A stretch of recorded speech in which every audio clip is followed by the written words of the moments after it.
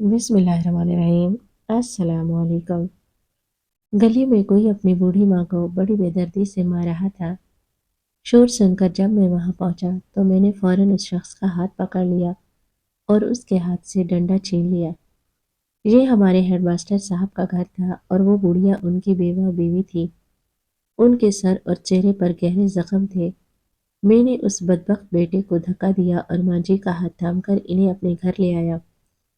मैं बहुत गरीब था। चंद ही दिन गुजरे थे कि मेरे घर के हालात यकायक बदलने लगे। मैं अभी हैरान ही था कि अचानक माँ जी बगैर बताए कहीं चली गई। कुछ रोज बाद जब मैं एक मज़ार पर पहुंचा तो सामने का मंजर देखकर मेरे होश उड़ गए। मेरा नाम फाहद है। मैं एक आम सा मजदूर आदमी हूँ। मेरी कहानी सुनकर आप यकीनन हैरान रह जाएंगे। जिस दिन से वो औरत मेरे घर आई थी अजीब अजीब वाकयात होने लगे। वो सब कुछ जो पहले कभी ना हुआ था। मुझे इतना अंदाजा तो हो गया कि ये सब उनके आने के बाद ही हो रहा है। मगर वो कौन थी, ऐसा क्या कर रही थी, ये जानकर आप दंग रह जाएंगे। मेरी इस दुनिया में कोई नहीं था। मैं बिल्कुल अकेला था। मेरी नौकरी भी चली गई। 3 महीने से घर का किराया नहीं दिया, खाने को कुछ भी नहीं था। मैं खाली पेट बैठा था। नींद भी नहीं आ रही थी। रात को अचानक गली से खौफनाक आवाज सुनाई दी।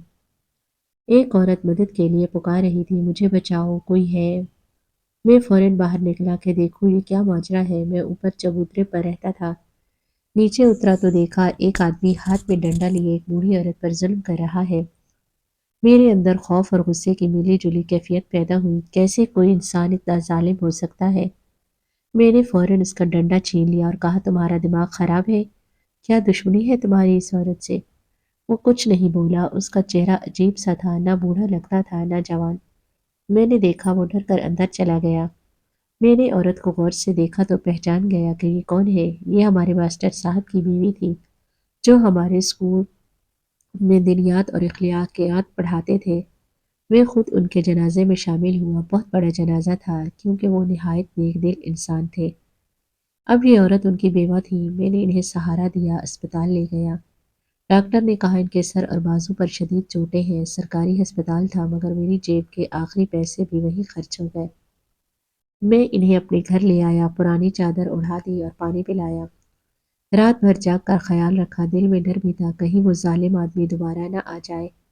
मैंने खुद को हिम्मत दी। इनसे कहा, माँ जी आप आराम करें, मैं यही हूँ। आपको कुछ नहीं होने दूंगा, चाहे जान चली जाए। वो मुतमईन होकर सो गई। सुबह जब मैंने उनकी हालत देखी तो शुक्र अदा किया, बेहतर लग रही है। दरअसल वो हमारे स्कूल के मास्टर साहब की बीवी थी और वो जालिम शख्स कौन था ये मुझे मालूम न था, मगर इतना जरूर जानता था कि मास्टर साहब अब इस दुनिया में नहीं है। मेरी हालत बहुत ख़राब थी। नौकरी ख़त्म हो चुकी थी, घर का किराया भी बाकी था और खाने को भी कुछ न था। मैं जिस होटल पर चाय बनाता था वहाँ से भी निकाल दिया गया क्योंकि उन्होंने बिजली वाली कतीली खरीदी थी। अब सोच में था कि इन माजी का ख्याल कैसे रखूं। सुबह हुई तो घर से निकला। दिल में खौफ था कहीं वो जालिम शख्स मुझे रोक कर ये न कह दे कि इस औरत को वापस करो, ये मेरी बीवी है।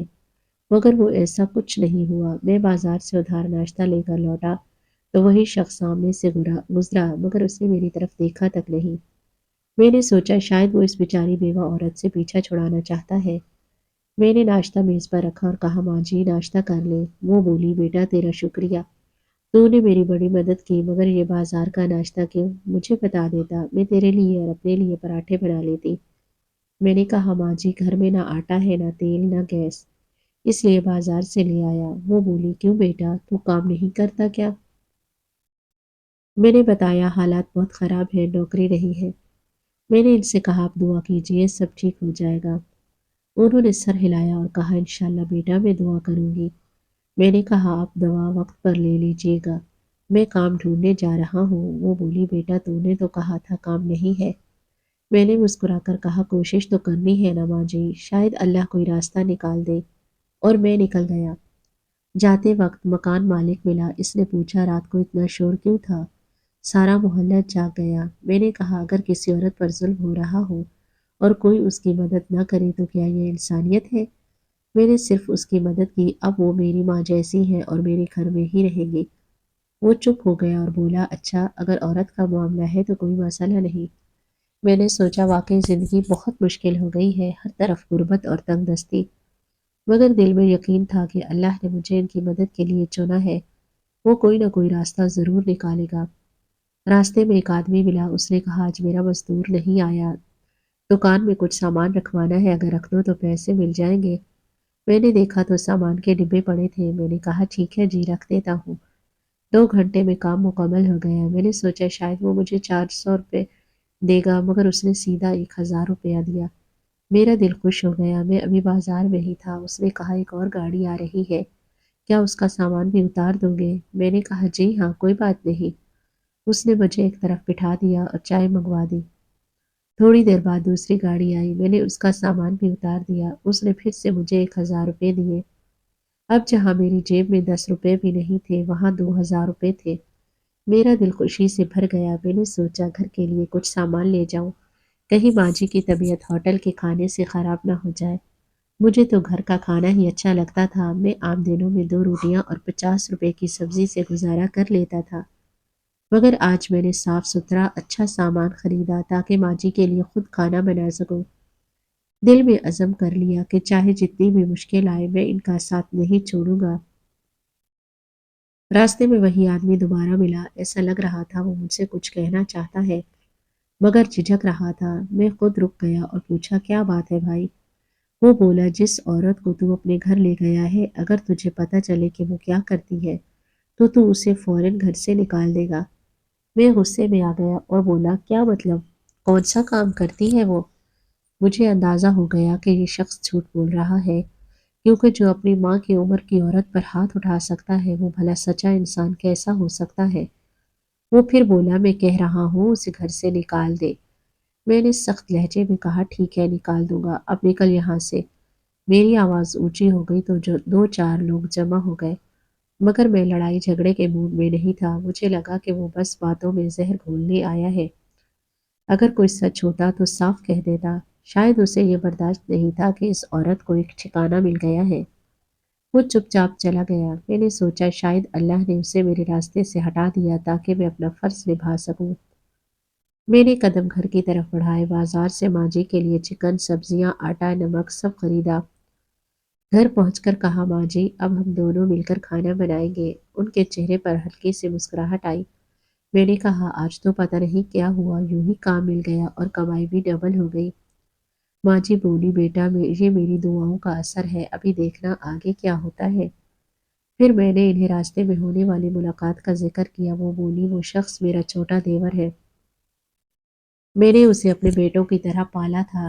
جب میری شادی ہوئی تھی وہ 8 سال کا تھا، کچھ عرصہ ہاسٹل میں رہا پھر گھر آ گیا۔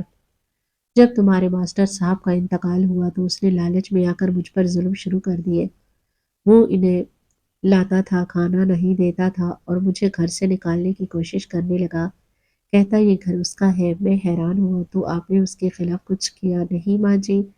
وہ بولی میں کرتی بھی تو کیا بیٹا، تو نے ہی تو دیکھا میری حالت۔ میں نے کہا ہم اس کے خلاف کیس کریں گے، مگر ماں جی بولی نہیں بیٹا ہم کچھ نہیں کریں گے، اب جو کرے گا اللہ ہی کرے گا۔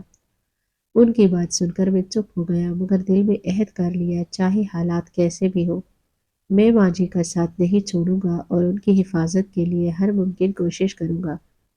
اگلے دن میں پھر اسی بازار گیا تو وہی آدمی ملا، اس نے اپنا نام فراز بتایا اور میرا نام پوچھا۔ بولا میرا مزدور بیمار ہو گیا ہے، اب تم ہی کام کر لیا کرو، مہینے کے کتنے پیسے لوگے؟ میں نے جھجکتے ہوئے کہا جو مناسب سمجھو۔ اس نے فوراً کہا 25,000 ٹھیک رہیں گے؟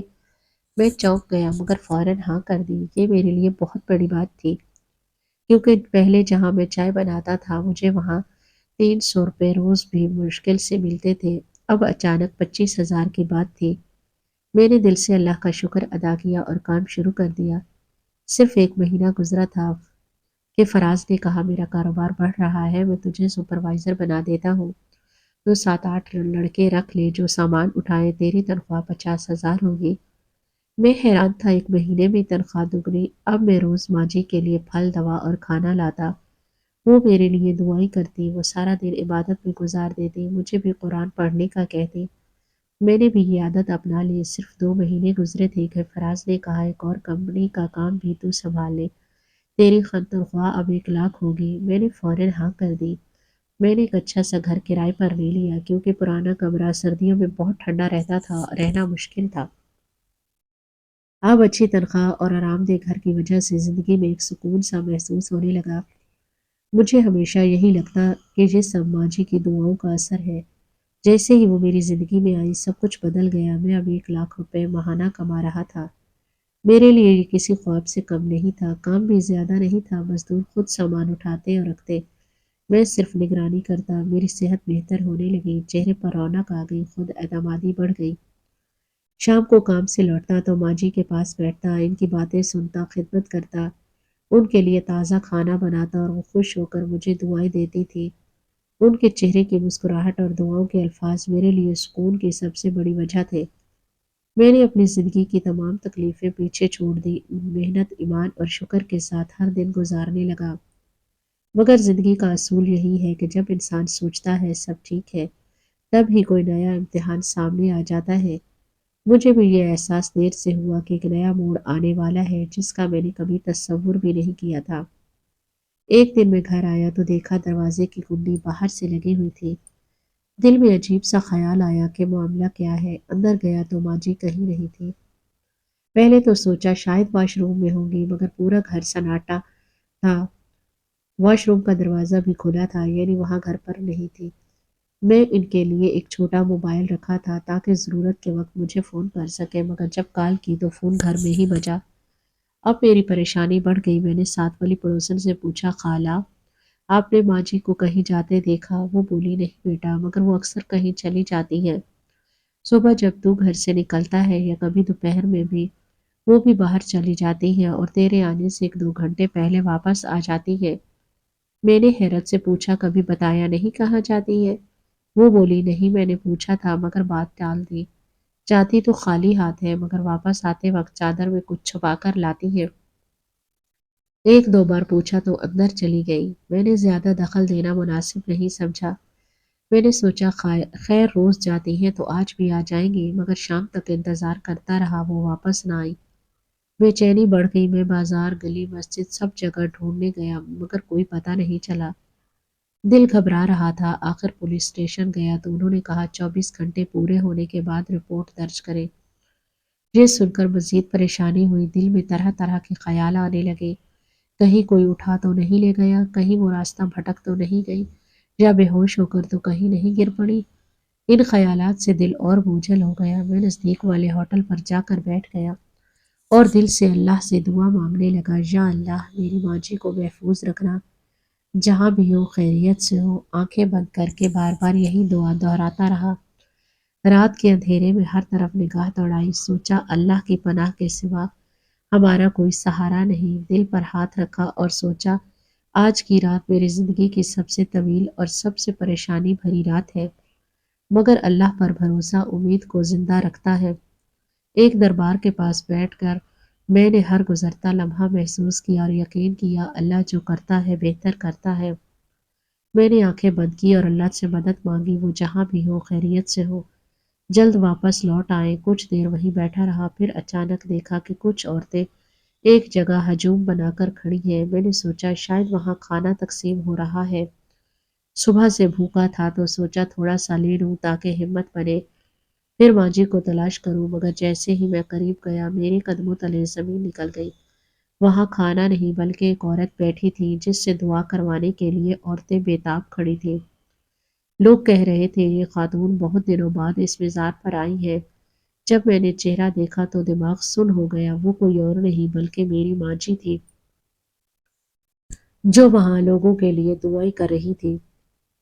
میں ششدر رہ گیا، سمجھ نہ آیا کہ یہ سب کیا ہو رہا ہے۔ ان کے سامنے ایک صندوق رکھا تھا جس میں بے شمار نوٹ پڑے تھے۔ لوگ اپنی مرضی سے ڈال رہے تھے، وہ کسی سے کچھ مانگ نہیں رہی تھی۔ انہوں نے بھی مجھے دیکھ لیا اور اشارے سے بلایا۔ میں ان کے پاس پہنچا تو دل کو اطمینان ہوا کہ وہ خیریت سے ہے۔ تھوڑی دیر بعد جب سب لوگ جا چکے تو وہ میرے پاس آئی اور بولی، چلو بیٹا گھر چلتے ہیں۔ انہوں نے پیسوں کا صندوق ایک طرف رکھا۔ میں نے سوالیہ نظروں سے پوچھا، ماں جی یہ سب کیا ہے؟ آپ وہاں کیا کر رہی تھی؟ لوگ آپ کے لیے اتنے بے تاب کیوں تھے؟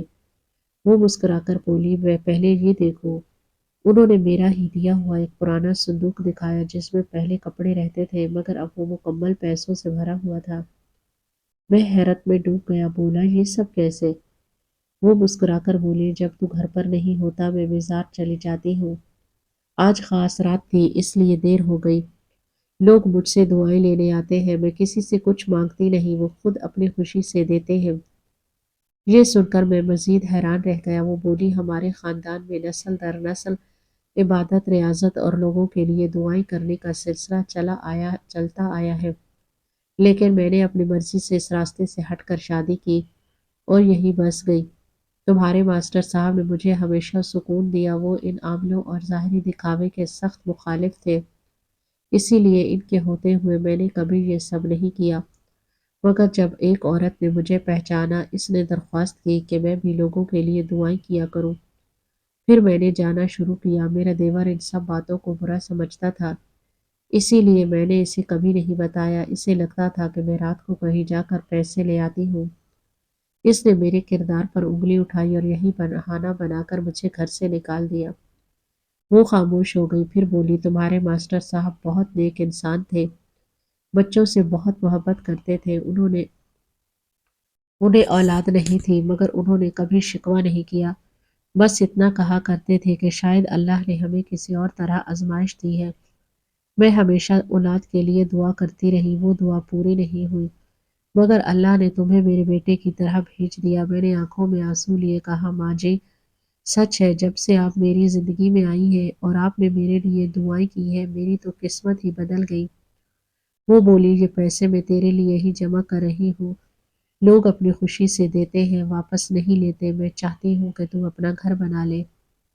میں نے کہا ماں جی آپ کو اتنی محنت کرنے کی کیا ضرورت ہے؟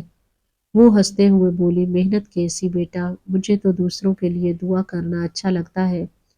دینے والی ذات اللہ تعالیٰ کی ہے اور کسی کے لیے بھی دعا کرنا عبادت ہے۔ میں نے تجھے اسی لیے نہیں بتایا کہ کہیں تو برا نہ مان جائے۔ میں نے کہا ماں جی آپ جب چاہیں جا سکتی ہیں، مگر اب جب آپ جائیں گی تو میں ساتھ چلوں گا، آپ کا یوں اکیلے جانا ٹھیک نہیں۔ وہ مسکرا کر بولی ٹھیک ہے بیٹا، اگلی بار تو ساتھ چلنا۔ میں نے دل ہی دل میں شکر ادا کیا کہ اللہ نے مجھے ایسا وقت دیا کہ میں اپنی ماں جی کے ساتھ رہ کر ان کی خدمت کر سکوں۔ چند دن بعد وہی دیور جس نے ان کا گھر ہتھیا لیا تھا اچانک آ گیا۔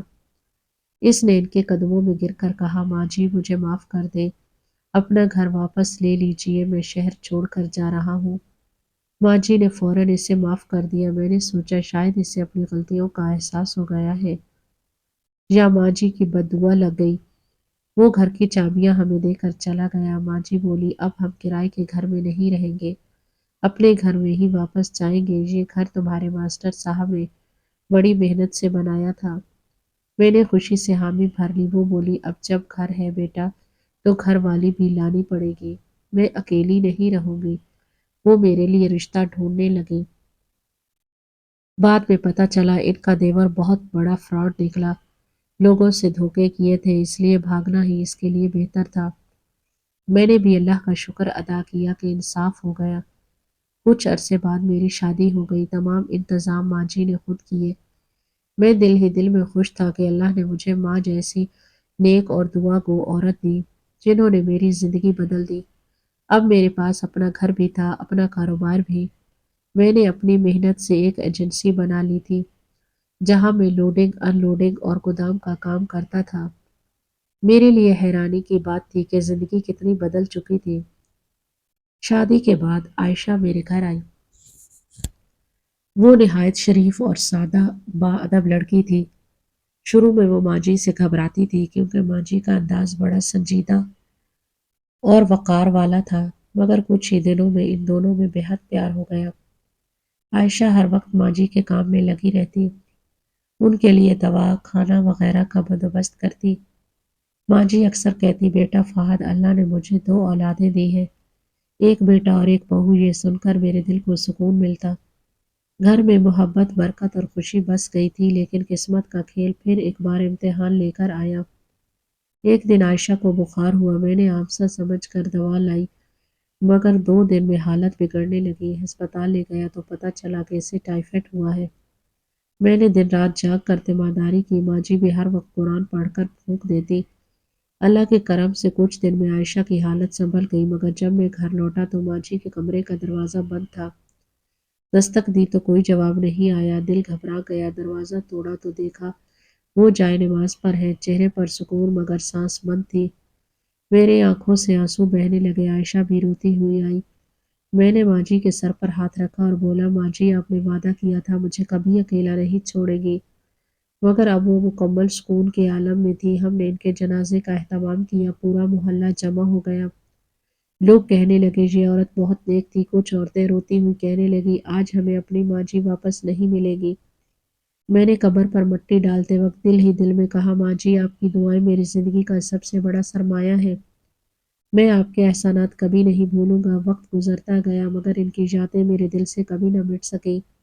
آج جب میں کسی غریب کی مدد کرتا ہوں تو ماں جی کی آواز گونجتی ہے، بیٹا جس کے پاس کچھ نہیں اس کے لیے تیرا ایک لقمہ بھی دعا بن جائے گا۔ میں ان کے راستے پر چلنے لگا، عائشہ بھی میرے ساتھ غریبوں کو کھانا کھلاتی، دوائیں دیتی اور کہتی یہ سب ماں جی کی دی ہوئی تربیت ہے۔ میں اکثر اس دربار پر جاتا ہوں جہاں ماں جی دعائیں کرتے تھے، وہاں اب بھی لوگ ان کے لیے فاتحہ پڑھتے ہیں۔ میں دل ہی دل میں کہتا ہوں اگر نیکی کی کوئی خوشبو ہے تو وہ ماں جی کی یادوں میں بس گئی ہے۔ زندگی بدل گئی مگر ایک بات ہمیشہ یاد رہی، جس دن میں نے ایک بوڑھی عورت کی مدد کی تھی وہ دن میری تقدیر کا موڑ بن گیا تھا۔ اللہ نے اس ماں کی شکل میں میرے لیے رحمت اتاری، اور آج بھی جب کوئی درد مند مجھے نظر آتا ہے میں دوڑ کر جاتا ہوں کہ شاید کسی کی ماں پھر میرا انتظار کر رہی ہو۔ دوستو آپ کو آج کی ہماری یہ کہانی کیسی لگی؟ اچھی لگے تو ویڈیو کو لائک کریں، چینل پر نئے ہیں تو چینل کو سبسکرائب کریں۔ شکریہ، اللہ حافظ۔